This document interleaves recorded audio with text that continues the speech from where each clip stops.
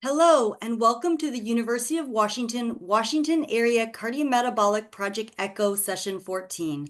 I'm Nicole Earhart, one of the adult endocrinologists at the University of Washington Diabetes Institute. We're so excited for this ECHO program, and we're getting closer to the finish line with only one more session remaining after today's exciting session. For every session, we do ask you that you help us empower our patients living with cardiometabolic disease and note that this is a safe space and that there's zero tolerance for making people uncomfortable as we build this learning community together. Our agenda for today is core nutrition and exercise changes for weight loss, and we're really excited to have an amazing nurse practitioner who's also the president of the Washington Obesity Association, Sandra Christensen, will be speaking with us today. Sandra, if you can please introduce yourself. Hello, everyone. I'm Sandra Christensen. As Nicole introduced me, I have specialized in obesity management for the past 20 years, and I am the president of the Washington Obesity Society and a trustee for the Obesity Medicine Association. I have a practice here in Seattle, integrative medical weight management. And one of my favorite things to do is speak to clinicians about obesity management. Dr. Laura Montour, go ahead and introduce yourself. Hi, everyone. It's good to be in session again, but I'm, as many of you know, an obesity specialist as well, and I'm the current co-director for the Center for Weight Loss and Metabolic Surgery at UW. Thank you. And Dr. Allison Ward, can you introduce yourself as well? Hi, I'm Allison Ward, and I am a psychologist who specializes in working with people with chronic health conditions. And I work part-time in the Diabetes Institute, the University of Washington, and part-time in private practice. Thank you, Allison. And Allison Everett, our amazing nutritionist and CDE, who actually writes some of the guidelines for the ADA on the nutrition section, cannot make it today because of a health issue and appointment, but she gave me some great notes about the case. So on that note, go ahead, Sandra Christensen, take it away and begin our interesting didactic. All right, welcome everyone. The topic is core nutrition and exercise changes for weight loss. These are my disclosures. And our objectives today is first, we want to translate and incorporate some core nutritional and exercise ideas from the Diabetes Prevention Program into daily patient engagement to teach lifestyle changes. And then we'll learn about how to read labels and use the My Healthy Plate concept, and then how to relate our knowledge and partner with our patients for small changes that can really make big improvements to health. So obesity is the most common chronic disease in the United States. We currently have a prevalence of almost 43% of US adults. We see higher prevalence in non-Hispanic Blacks and Hispanics. We have another 33% who have overweight, or what I often call early obesity.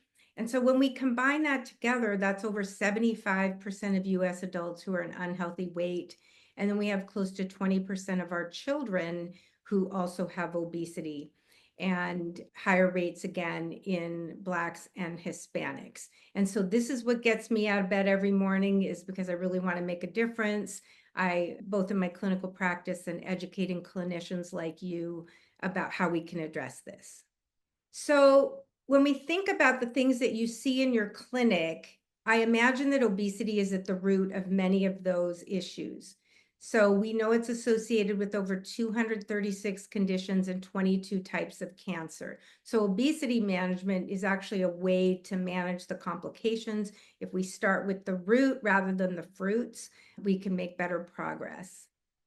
So we want to start by thinking about what are our treatment goals. So the first goal is to stop further weight gain. We want to reverse the trajectory that many people are on, and then we want to induce weight reduction. We also want to prevent the complications that I was just discussing, and then improve any complications and comorbidities that exist. And sometimes we can resolve them with obesity treatment, and then of course, improve quality of life. So what we know is that a 5 to 10% body weight reduction can have significant improvement in health. And if that weight is maintained, then those benefits will continue. We know that greater weight reduction will confer greater health benefits. So let's move into talking about nutrition therapy for weight reduction. When we think about prescribing an obesity, or excuse me, a nutrition plan, we want to make sure it's evidence-based. We want to look at the amount of food that people have, but also the quality of food. And then we want to make sure that it's something that people can adhere to. And so the focus isn't necessarily on calories and counting calories. It's more about the quality of food that people are eating, the way that it's interspersed out through the day to give them optimal nutrition. We want to think about supporting their muscle health, their bone health, as well as their quality of life.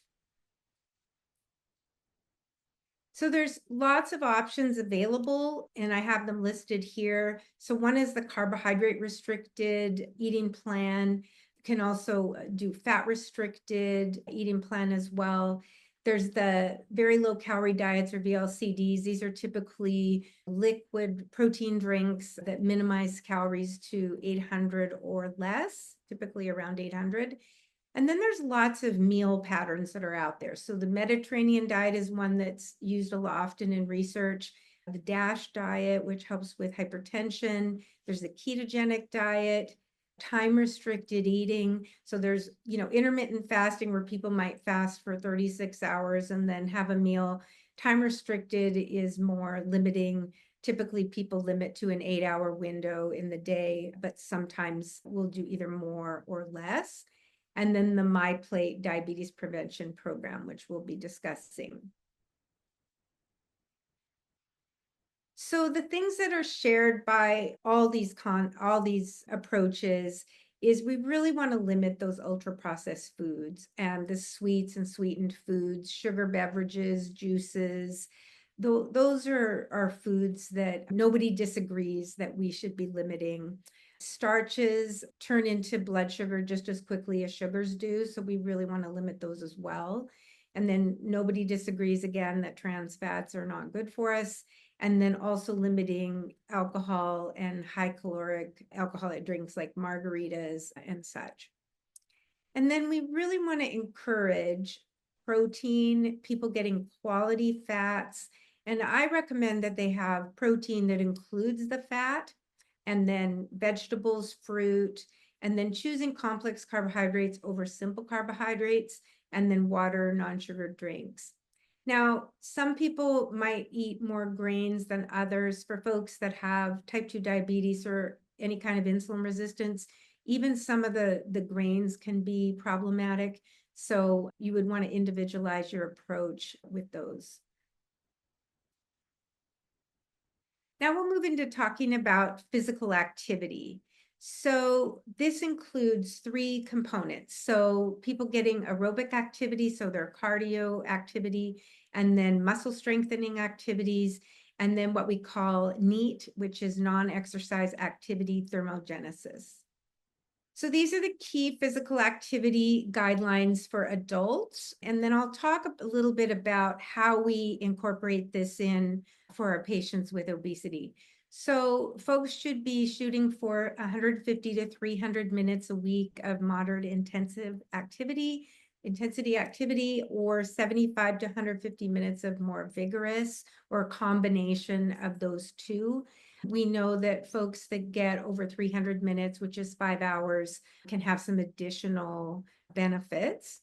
It's optimal if folks can spread it out throughout the week rather than clumping it all together. But of course, any activity that they do is better than not doing it. And then also muscle strengthening activities 2 or more days per week. And sometimes for folks with sarcopenia, they might need 3 or more per week. So non-exercise activity thermogenesis, or NEAT, is a way to reduce sedentary time and kind of break it up. And so what we want to be doing is just really promoting movement at any point, standing up, going on the stairs, parking further away, having more active hobbies than sedentary hobbies. So now we'll talk about how do we implement both nutrition and physical activity changes into appointments that you have with your patients. So we always want to use a stepwise approach, and we want to individualize it, make sure it's really centered on the patient, and then match it to the disease burden. So earlier I provided you with the eating plans, I provided you with the key activity guidelines.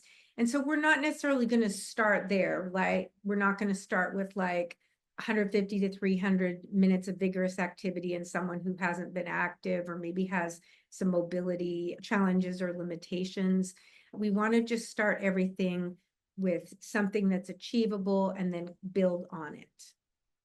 And so in order to do that, we have to kind of shift our thinking from that more traditional approach where the healthcare provider is the expert and dispenses advice and goals, et cetera, to the patient, to more of a coaching approach. So when I start with my patients, I tell them, you're the expert on you, and I'm the expert on obesity, and we're going to work together to figure out what's best for you. And so in that way, I'm respecting them as the expert on themselves.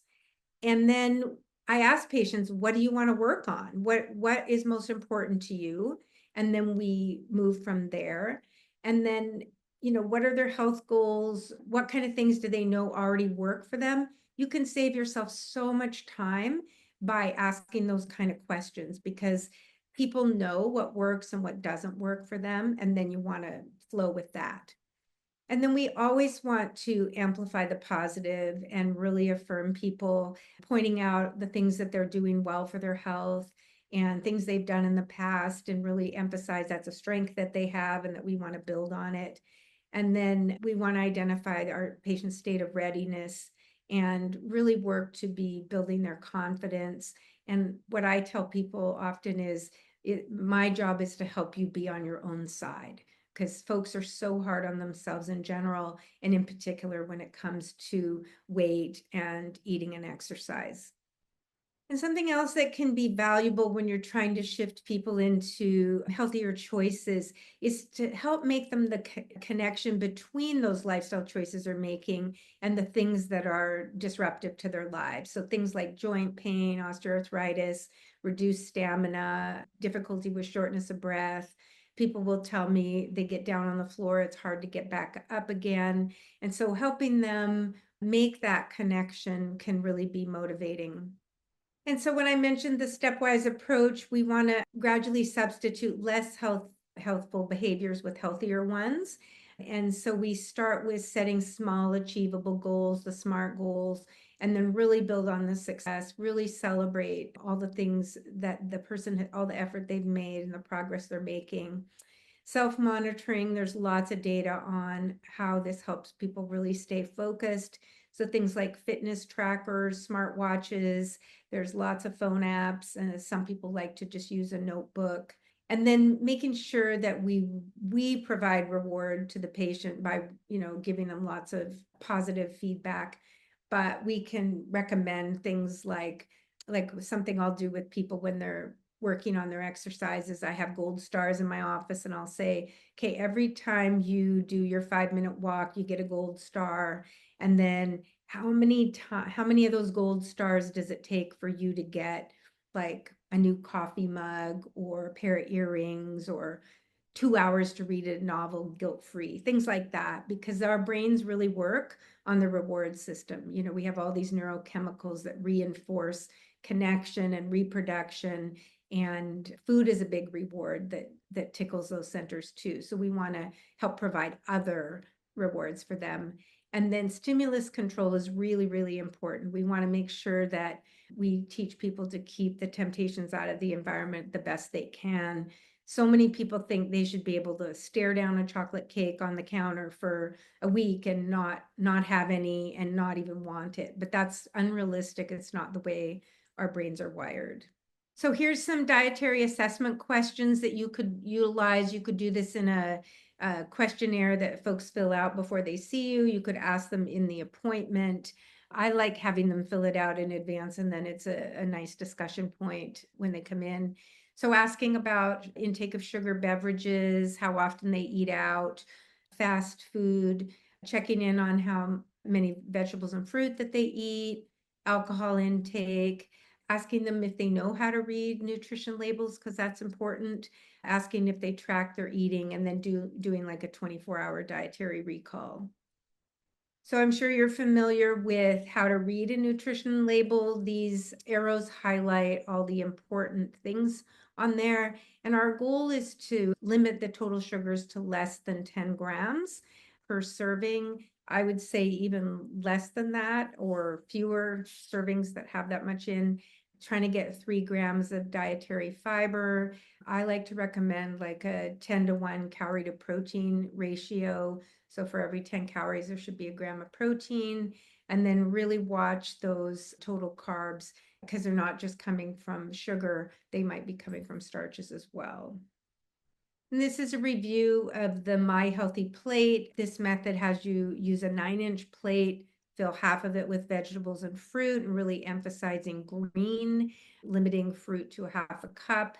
And then this has a quarter of the plate starch. And I actually recommend to really minimize this amount, at least for my patients with obesity. And they don't necessarily need to even have that starch on there. And then a quarter of the plate would be protein. And we want to make sure they're avoiding the starchy meat substitutes. And so with this method, women get about 4 ounces of meat, or 6 ounces for men. And then in line with the stepwise approach, we just want to make one change at a time, elicit the patient's goals. So I'll ask, what's one thing you want to work on in the next couple weeks with your nutrition? And people are really good at identifying the thing that is going to be most likely that they will do. And so some examples might be, they say, I want to track my eating. I want to plan my meals, because most people recognize how important that is in eating healthfully. They might decide they're going to eat smaller, more frequent meals to prevent hunger. They might choose to reduce or eliminate a particular food or type of food, or increase of food. Some people find that weighing and measuring helps as well. And then in terms of physical activity, we really want to assess where the patient is at, what's their readiness, what are they currently doing, do they have any barriers, mobility issues, or medical issues that need further evaluation. When we ask them about prior attempts to increase their activity, we want to know what worked, what didn't, what were your successes. Always want to get people doing what they're most likely to do and what they enjoy the most. And then asking about what are barriers or perceived barriers. So time is usually a really common one. And the perception that they have to do this giant session and get their heart rate up, or what's the point of doing it at all? And so I really try to encourage them that anything you do is better than not doing anything at all. And then also recognizing that not everyone has a safe environment in which they can be physically active. So we want to ask about that as well. So in terms of the physical activity, we really want to help them build a routine, establish a routine, and then build consistency. So a 10-minute walk 3 times a week is a really good starting point. And then we want them to really work on being consistent before we start to increase either the time or duration or frequency, setting those small achievable goals that work on those things. And then we want to get to a point where it's going to be not only effective for health and weight, but sustainable for people. And again, people are only going to do the things that they really enjoy. It doesn't matter what we think they should do. We want to make this a pleasant and positive experience. And then with nutrition goals, this should be physical activity goals, I'm sorry. These are some examples of things that they can do. They might start tracking them, what they're doing. And people love those fitness trackers because they give them real-time data, and they can compete against themselves. Want to make it enjoyable, whatever they choose to do, if it's a walk or bike ride or being on a piece of exercise equipment, listening to music, audiobooks, podcasts, watching TV. And usually I recommend people, limit what they're listening to or whatever for only when they're doing their exercise. So that's another draw for them to come back. I mentioned earlier, parking further away, using a bathroom on another floor further away, getting off the bus earlier, scheduling physical activity with friends. That's a big draw for the connection. And you can even have them march in place when they're brushing their teeth. But the giant message is we need to sit less, stand often, and move more. So when we see folks for follow-up appointments, we want to start off by asking them what's going well. This is a practice I've done for 20 years. And after a while, people come in and they just start there. They say, here's what's going well. And they tell me, and then we celebrate that. And then I ask them, about the challenges that they've had, and they usually have some.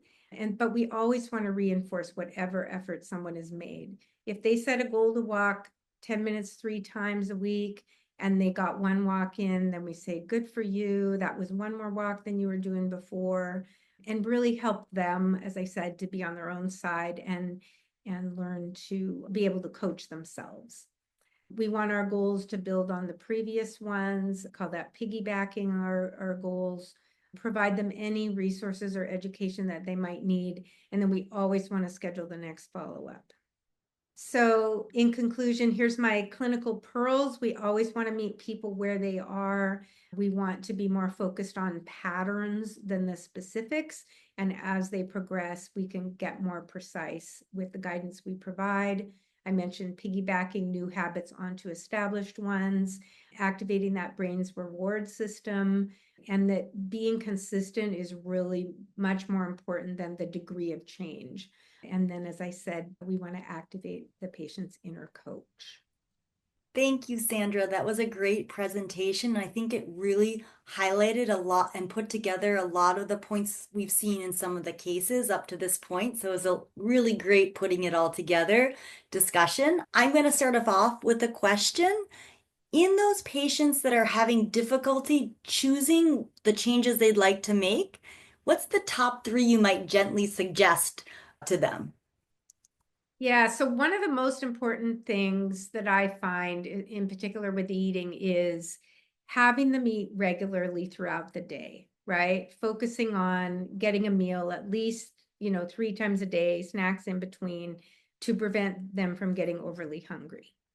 And it also, helps with their cognitive function, their energy, and all of that. And they're better able to make choices. When people only eat like a large meal and they go a long period of time and they might not be hungry, but then all of a sudden they are. And it's so difficult then to make a healthful choice. And chances are they don't have something right there.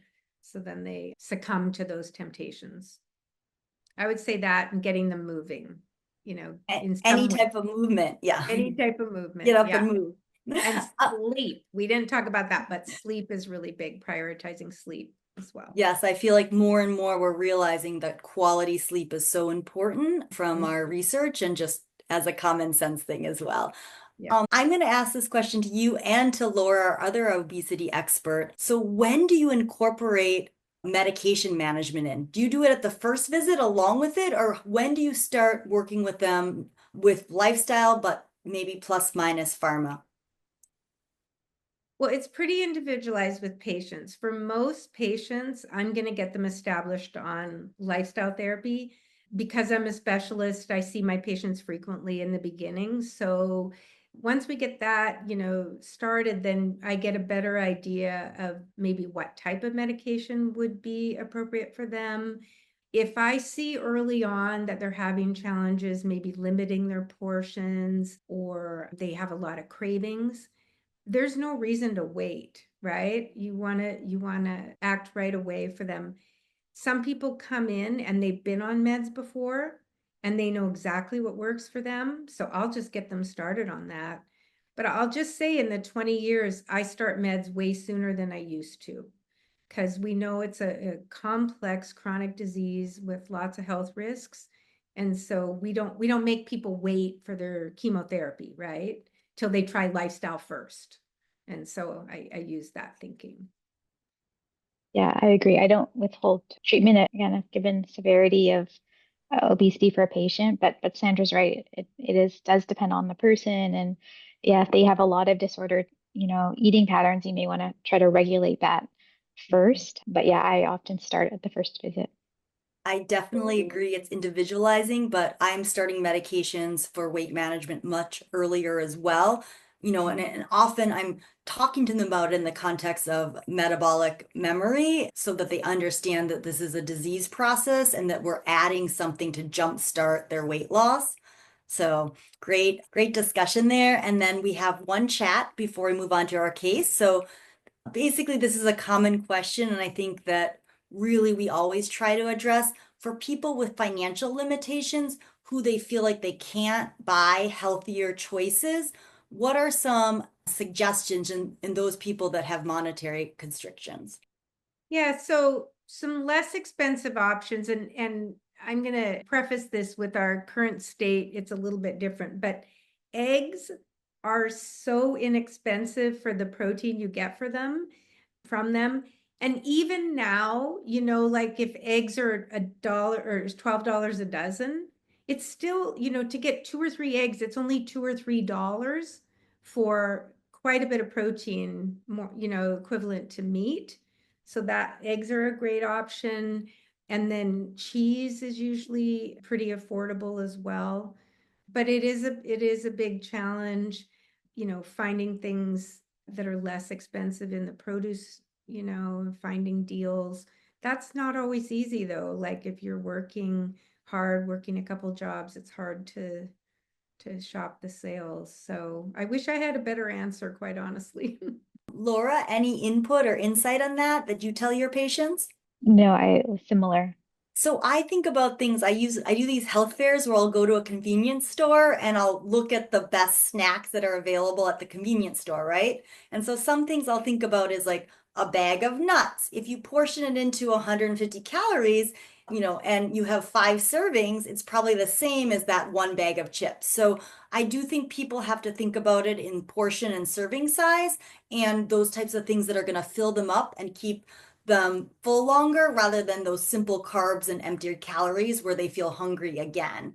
And so, I always tell people you can buy a pack of chicken and buy a veggie, and that's fairly economical. And then we just have to be creative about how we season it so you get some variety.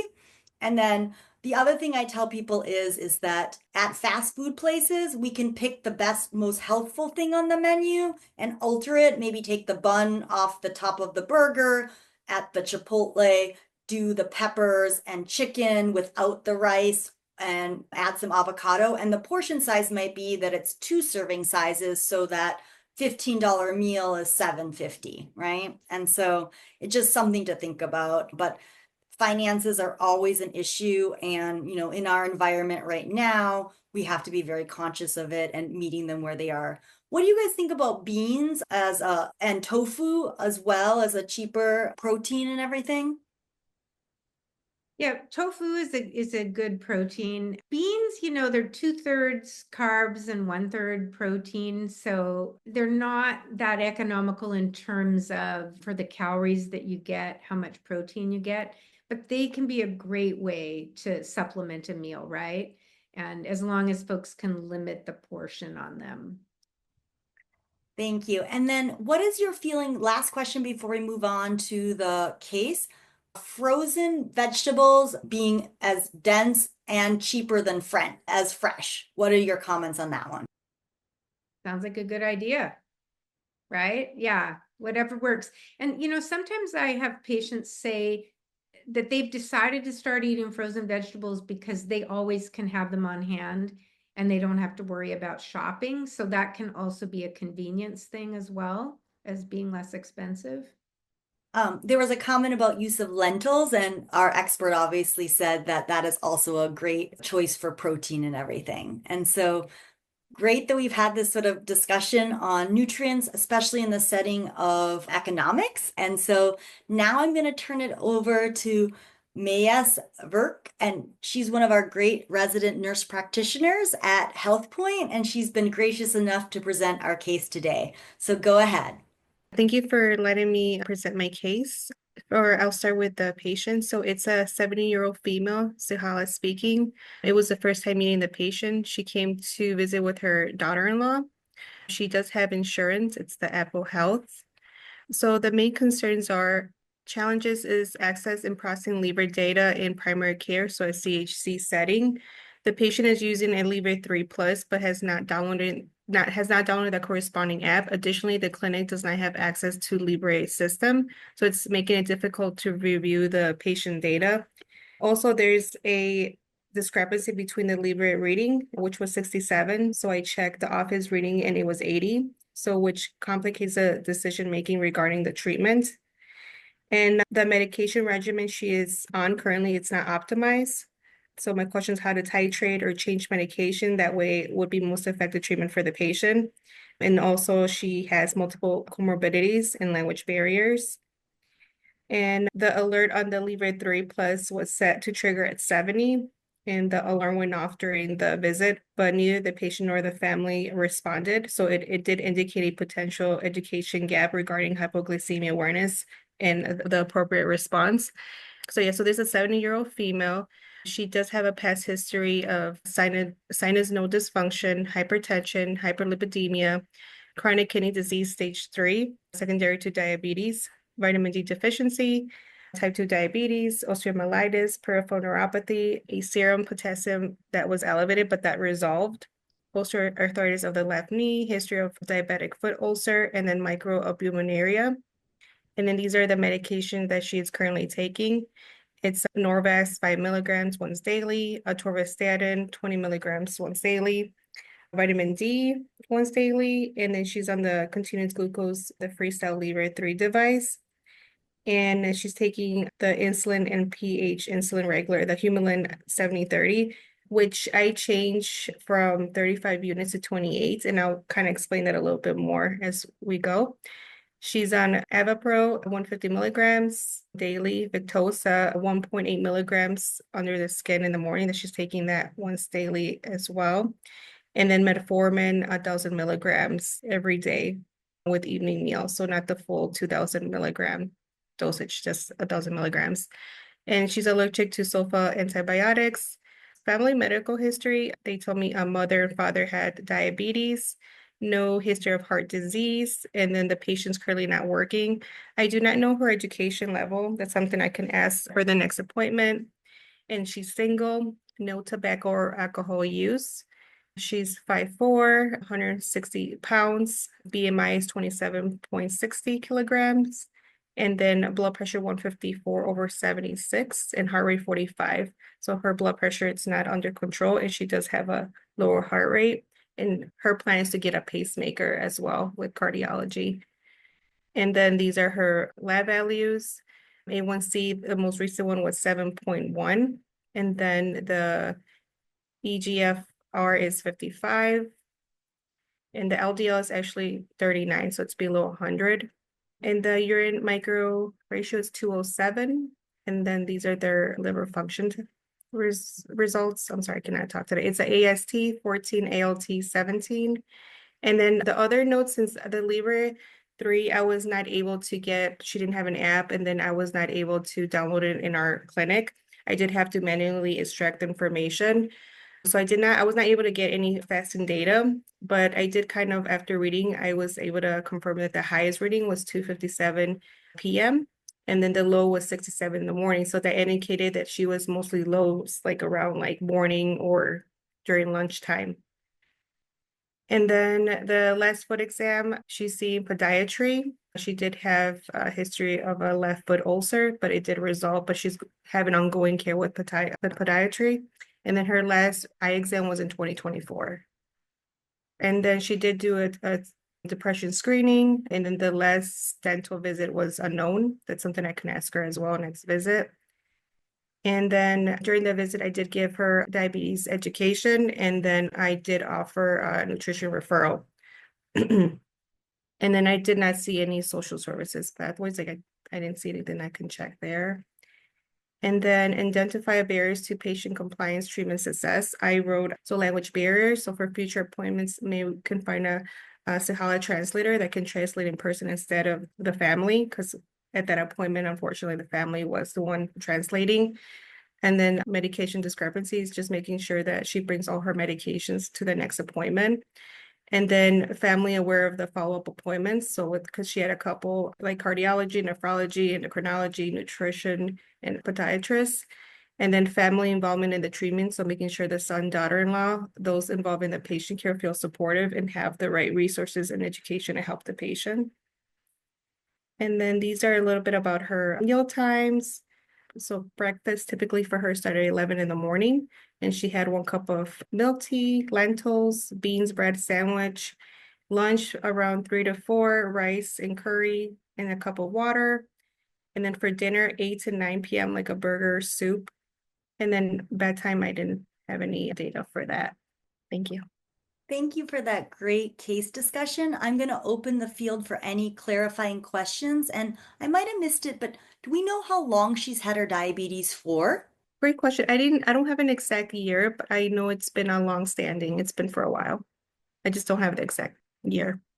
So we think probably greater than 10 years, though, if we had to assess. Yeah. She's 70 years old. I would, yes. With all the conditions, yeah. We have a great case, and I agree there. So we're going to go ahead and do our recap. This is our 70-year-old female with type 2 diabetes, complicated by CKD stage 3A, actually, 45 to 55, so some improvement in her EGFR. She also has albuminuria up to 200, and she had a now healed foot ulcer with osteomyelitis and, continuing peripheral neuropathy. Her BMI is 27 with an absolute weight of 72.9 kilograms. She additionally has hypertension, hyperlipidemia, this sinus node dysfunction, pending pacemaker, and as we discussed earlier, osteoporosis in addition to her history of osteomyelitis. She may also have hypoglycemic unawareness and undiagnosed congestive heart failure, as you noted with her elevated BNP. Her A1C is 7.1, but her fasting glucose was in the 80s. She does use the Libre 3 device with the reader, but we haven't been able to get a full download on her data, and there is a possible discrepancy between the Libre reading 67 versus a finger stick in the clinic being 80. She has some barriers to as that English is not her primary language, and she has multiple specialists she sees, some medication possible discrepancies. It does appear she has good family support, but in addition, that can be a bearable because you're educating multiple family members as well as herself. And then we sort of have all her medications she's on and her more full vital signs. So this is, as you know, how we individualize the patient characteristics, and we've already gone over this. And so I just wanted to summarize it for people. And again, these are her lab values, significant ones we already went over. So our clinical questions, which I think are great, and it's going to lead to a great discussion, is accessing technology.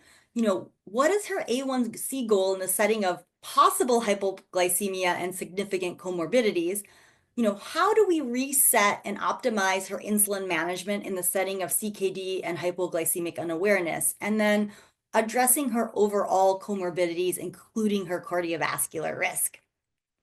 So, as you know, with every patient at every visit, the first question you want to ask yourself is, does this person produce insulin? Is she more like a type 1 or type 2 or in between? And I would say, given the data we have, she's probably most likely like a type 2, and a little bit insulin resistant, although not as resistant because her BMI is lower.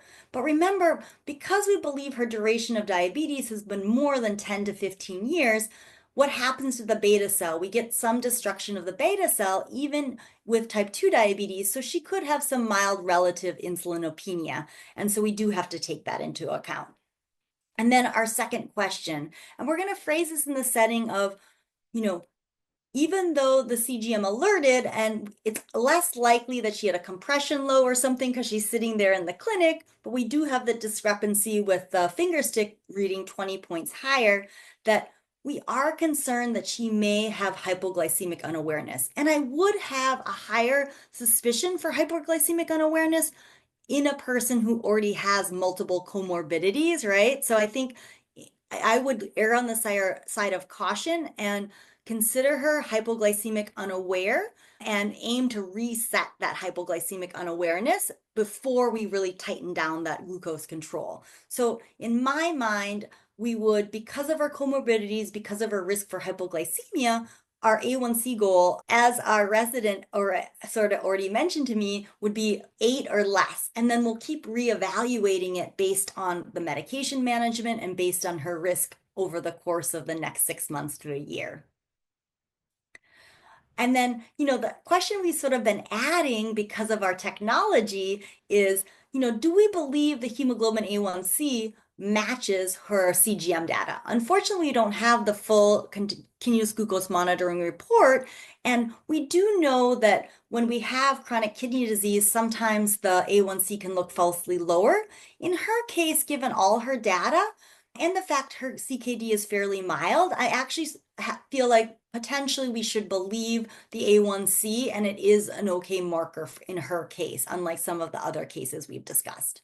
And so, the next thing we always talk about is, what can we do from a non-pharmacologic standpoint? How can we support this patient from a non-pharmacologic standpoint? And the things we're going to discuss today are, how do we support all her comorbidities? How do we reset that hypoglycemic unawareness? What are some small changes from nutrition? Because, especially because that's the focus of our didactic. And then how do we support technology access in our clinics? So this leads us then, when we're talking about comorbidities, to our fourth question that we always ask ourselves, which is, what is their cardiovascular risk? And we're going to come back to this, but just by hearing her history, you can say she's high cardiovascular risk, and she's a great, because mainly because of her age and her diabetes. But remember, the newer cardiovascular risk calculators do take into account the protein in the urine, which we know is an independent risk factor for cardiovascular disease. And so you can see here when they did the calculation, her cardiovascular risk is almost 30%. So she's very high risk. And so we want to do this for every patient so that we get a sense of them and their whole body health, even though sometimes just their diabetes management can be overwhelming. And this is when we're talking about comorbidities. We know she has got cardiovascular risk and potentially undiagnosed CHF, the peripheral neuropathy, the CKD. But one thing we haven't talked about in any of our cases, so I did want to bring into this, is patients' bone health. And it is something that the 2025 ADA guidelines has sort of highlighted, because we don't want to forget about it, right? And I'm highlighting in this potential patient because she has peripheral vascular disease and a history of osteo. So we already know she's at high falls risk. And so we do want to think about bone health. And I know it's a little overwhelming in the setting of all the other comorbidities, but I do think she's a great person just to illustrate that we want to think about it. And it may not be something we do at the first, second, or third visit, but we want to keep it in the back of our head. And as her diabetes and other management improves, to sort of think about her overall health and bone health. And so I was going to pause here and ask Laura, our obesity specialist, especially in the setting of obesity, what do you like to do to replace people's vitamin D? Because as we know, about 40% of the population is vitamin D deficient. Yeah, and obesity can definitely impact that risk. So we usually screen all of our patients. So routinely, all the patients that we see in clinic, we will check their vitamin D. But even if it's kind of within normal or low normal, we usually will have patients supplementing at least 2,000 international units of D3. Bariatric surgery patients, they need a little bit more. So usually they're supplementing with at least 3,000, but generally most of our patients, 2,000. If it's very low, we'll give a very high doses, but generally we keep them at 2,000. Great point there. And I often use the 50,000 unit vitamin D to sort of replace. And often if people are having barriers to taking medications every day, I'll use the vitamin D 50,000 units, once or twice a week as maintenance in my patients who tend to sequester their vitamin D and fat. But typically in someone who's at their more ideal body weight, 50,000 units once a month may be sufficient to replace their vitamin D. And we were sort of talking about all these comorbidities the patient has. And because we have our psychologist here, I'd really like her to weigh in how we can best support the patient and also the family and household in the setting of diabetes and all these comorbidities. So I'm going to turn it over to Dr. Ward now to talk a little bit about patient-centered care. Thank you, Dr. Earhart. I first want to make 2 points. One is it's helpful to remember that even though someone has family members or loved ones come to the appointment with them, or they talk about there are a number of people in their lives, the one thing I learned from social support research that I've done is the number of people in one social network does not necessarily equate to them having a quality social support network, where there's, or having healthful relationships with the person who's taking care of them. So that is one thing to keep in mind. And the other is, I was thinking about the PHQ-9 that this patient completed, and I'm assuming that this wasn't the one that's being translated into the Sinhala language. And so it was done in English. And so I'm imagining that the items were read to her and she had to respond, and the items might have been read to her by the family member that came with her. So that could influence the response or the result, excuse me. So those were just 2 things that I was thinking about as I was learning more. So because of the increased likelihood of there being at least depression, given that she has multiple medical conditions, asking about the person's psychological well-being is important, and and how they're managing things. And I know that I've previously spoken about, like, how is what's happening in their lives influencing their quality of life is also an important consideration.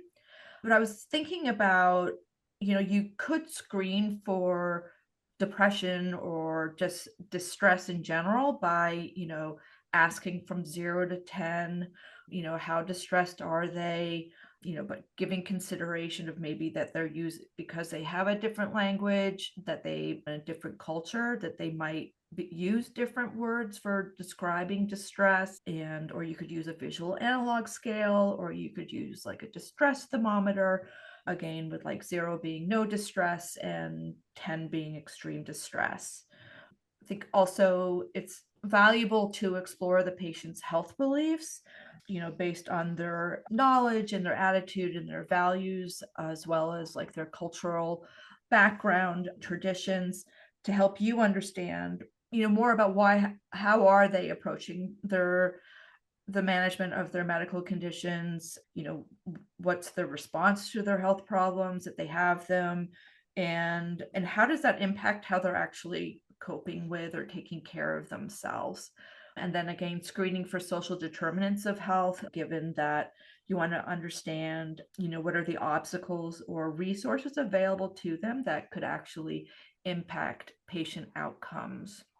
So in consideration of this person having diabetes, you might want to, as we're thinking about emotional or psychological well-being and diabetes, one other thing to consider is also the aspect of diabetes distress, because it does have implications for a patient's participation in their medical care, and also has implications for actually blood glucose management and control. So diabetes distress is really, it just encompasses the worries and the fears and frustrations specific to the stressors of having diabetes, and over time, including aspects of the self-management, aspects of like threats to complication, both acute, short-term and long-term, potential loss of functioning, and of course, access to quality care. There are measures, but I thought that these 2 items would be more appropriate if you're sitting down and speaking with your patient. Signs of diabetes distress you might want to pay attention to when you are meeting with a patient. If the patient's saying that they're overwhelmed, that they're stressed out, that despite no matter what they do, they can't get control of their blood sugars, that might be one sign. Other signs are they neglecting their care? Are they skipping medications, late in getting their prescriptions filled, not checking their blood glucose levels, eating unhealthfully? not following agreed upon care plans, not showing up for appointments, suboptimal A1Cs, unstable blood glucose levels, recurrent hypoglycemic episodes, chronic hyperglycemia, report of physical symptoms related to suboptimal diabetes are all indicators of diabetes distress. And then finally, the matter of caregiver distress, we have to also remember that, you know, that there can be a burden on loved ones, either if they're the identified primary caregiver or part of a greater caregiving network. And these individuals need help themselves at times because, you know, their role obviously is to keep our patients safe and healthy. So we want to make sure that they are also taking care of themselves and that they're also being considered when they are, as we're talking with our patients about treatment plans. Thank you, Allison. And I love how you highlighted both the patient and the caregiver. And it's so important to think about the whole body health of the household as well. So thank you for that. And as I mentioned, our nutritionist could not be here today, but one thing, when I asked her if there was one thing we could discuss a little bit, it's this idea of potentially what we need to do with her is determine the types of food and carbs that a patient eats and sort of set what is considered a small, medium, or large meal. And so, based on her nutrition and intake, she used this as an example that potentially for this particular patient, a small amount of carbs is 2 pieces of bread or the burger, right? A medium amount of carbs is 1 cup of rice or 1.5 cups of beans or lentils. And a large amount of carbs for this patient might be 2 cups of rice. And so, that would roughly be 30 grams of carbohydrates for small, maybe 45 to 55 for medium, and maybe, 70 for large, to put that in perspective. And based on that, she felt like because of the way we need to match insulin, that this person would be best served potentially if she could not be on mixed insulin, but on a true basal or long-acting insulin, and then a bolus mealtime insulin based on the size of the food. And so she said, for example, the starting spot might be 3 units for a small amount of carbs, 5 units for a medium, and 7 for a large amount of carbs. And we're going to talk about this a little bit more in the medical management, but this is definitely if you have a nutritionist where they may help you, where they may help a patient who isn't as adept at carb counting yet, but you need to put on prandial insulin, utilizing that small, medium, large amount. And she wanted me to stress that it is very individualized per patient, and that's why you really need to work with the patient to set these small, medium, large things. So that I thought that was a great point. And then the next thing we're going to talk about is, we have all this great technology, but yes, 50% of utilizing the technology is actually being able to access it for both the patient and the provider. And so, in someone who does not have the clinic professional where you can share it with the clinic and then you can download it, in people who have the phone app, you can actually toggle up, and I circled it up there. Those little lines will then bring you to this where you can look at the reports on the phone. So, and you can get their daily patterns, the average glucose, and then what I like the average glucose is it tells by time of day their mean glucose. So in this person's case, I suspect what you're going to see is that glucose declining overnight and being the lowest in the morning and then rising throughout the day as the person eats. But that's what the CGM will tell us more information. And the limitation is the reader. Now, any patient can load on their home computer if they have one, and that can be a limitation. The program and set up an account for their either Libra or their Dexcom, and then the receivers come with a little plugin that all you do is plug it into the computer, and then you click on once you're in the site, upload, and you'll upload the data, and then they'll be able to print that report, or if they can then share it with the clinic and you have access to the clinic, you can then see that report remotely. But that is a limitation of the receiver.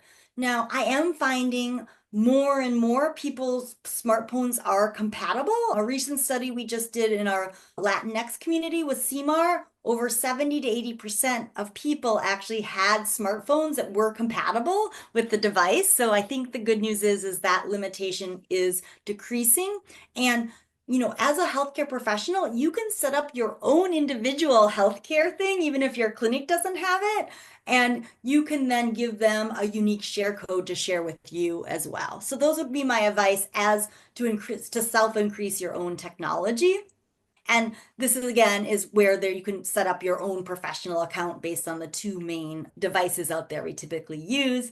And this is just an example of, our a professional account that was set up. But again, if your whole clinic isn't doing it, you could set it up under yourself and still have a unique sharing code for your patient. And, the last thing I want to talk about are the non-pharmacologic, but perhaps the most important is this idea of hypoglycemic unawareness, right? Unfortunately, we get less triggered with our counterregulatory hormones when we get recurrent low blood sugars.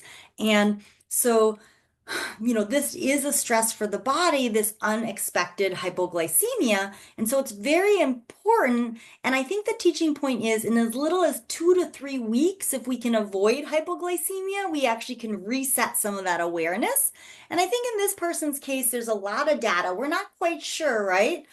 She had the 80 in the clinic with the alert going off for 67, but no symptoms that we could see, right? And so the question is was the Libra inaccurate or was the finger stick changing? And a great point that was made in the chat is that remember, the devices are interstitial glucose, so there is a lag of about 5 minutes with the reading. So the 80 could have been the upswing that was already occurring because of the counterregulatory hormones. The good news is that means the body is still aware, but the bad news is that, the patient wasn't having symptoms with that. So it is just something to think about. And so in my mind, because we're not sure, but because she's had her duration of diabetes for so long with so many comorbidities, my first goal in this patient is to have no sugars less than 100, right? And I'd love to see her more like above 110 for a 2-week period so that we can try to re-increase that idea of hypoglycemic awareness.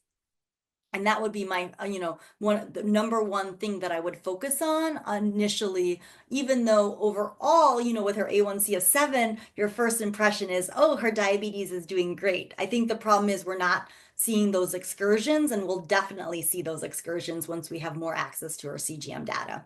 And so now with the pharmacologic recommendations, what do we want to do? We want to look at her whole body health and mitigate her cardiovascular risk.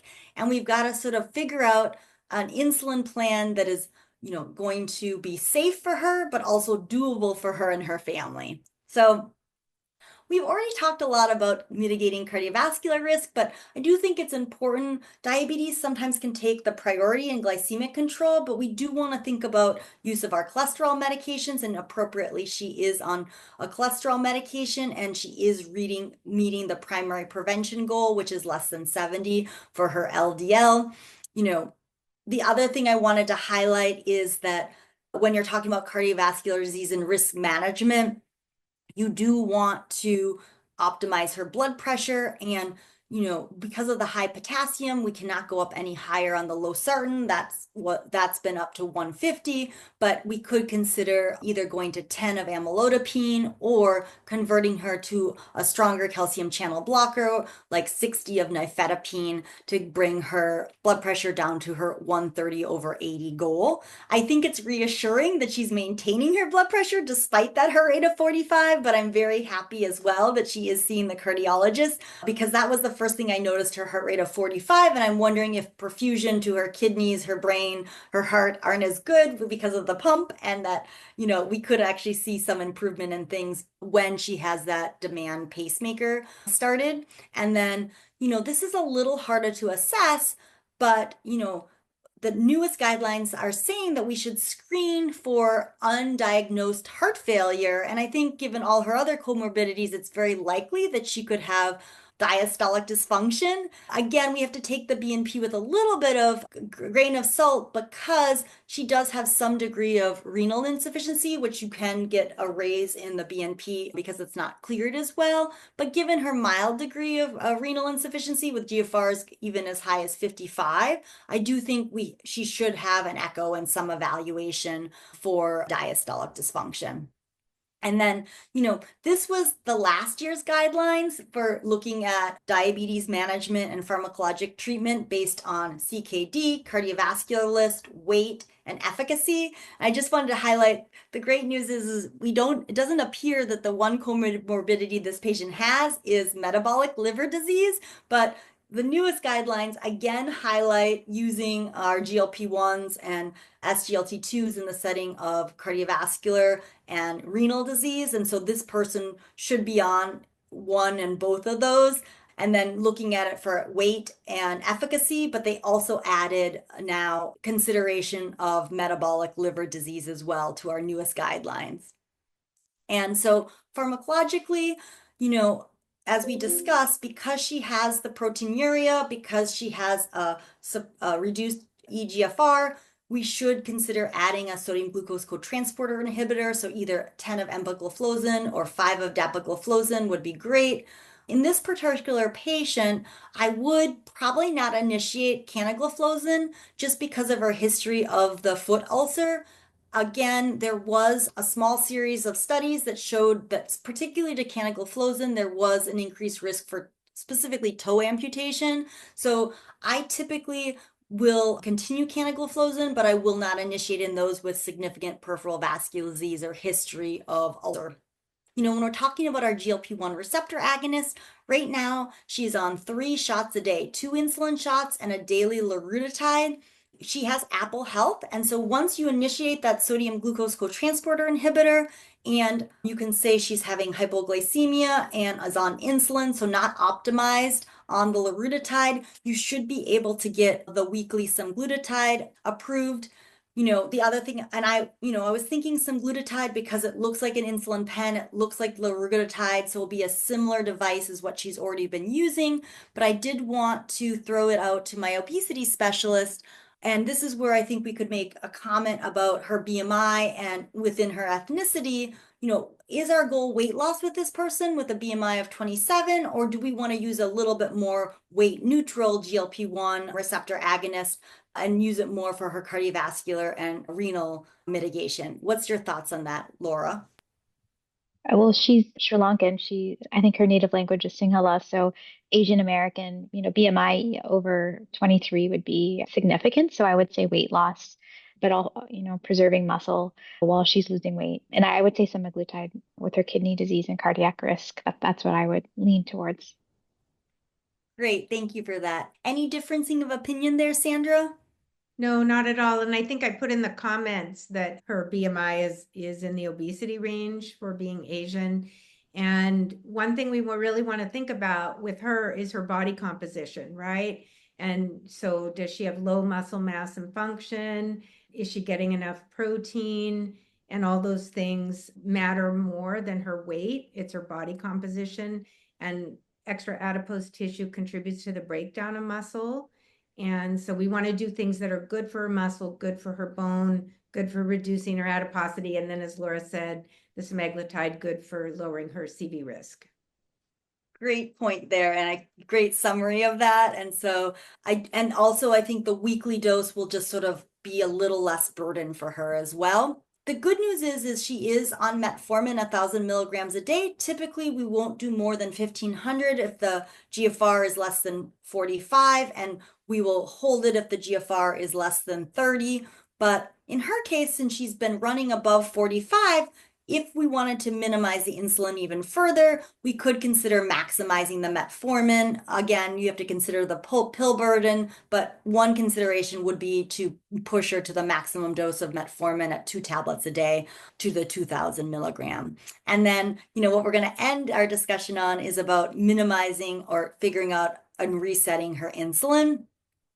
What was pointed out was that originally she was on 70 30 Novolog, right? So that's the analog insulin, which is 30% short acting, but it's the shorter duration versus she got converted because of insurance to 70/30 Novolin R, which is our regular insulin and our older insulins where you have to dose them 30 minutes before the meal and they have a longer duration. So that increases her risk of hypoglycemia. So appropriately, our astute resident did understand that that needed to be decreased. However, what I would challenge, if we have the availability to utilize more physiologic mixed insulin, would be 50/50. So we preference it with the meal when she is having, carbier meals, but less background insulin, less NPH insulin, if possible. I always tell people we can utilize insulin based on cost and effectively prevent hypoglycemia, but we're going to have different risks associated with it. And so I would definitely have a less tight A1C goal in someone I had on 70/30 Novolin over 50/50 Humalog, which would be my preferred insulin that I would try for someone if we wanted to keep it on twice a day insulin.